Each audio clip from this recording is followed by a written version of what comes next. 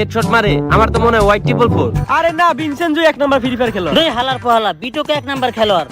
এই তোরা ঝগড়া বাদ দে, এই যে ওমর ভাই পড়ছে, ওমর ভাই রেজে গাই। আচ্ছা ওমর ভাই, বিশ্বের ভিতরে এক নাম্বার খেলোয়াড় কারা? আমার জানা মতে বিশ্বের ভিতরে এক নাম্বার খেলোয়াড় হলো একজনই, যার খেলা একদম মারাত্মক, যার স্কিলস আর মুভমেন্ট কেউ ধরতে পারে না, যে একাই 4-5 রে কাইট করে লায়। অনেক বড় বড় খেলোয়াড়রাও তার খেলার কাছে হাইরা যায়, যার খেলা দেখার জন্য লাখ লাখ পোলাপান অপেক্ষা করে থাকে। সে হইলো আমার ইন্সপিরেশন আর আমার প্রিয় খেলোয়াড়। কিন্তু ভাই কে সে, তার নাম কি? তার নাম হইলো জনি সিন্স। কেমনটা লাগে?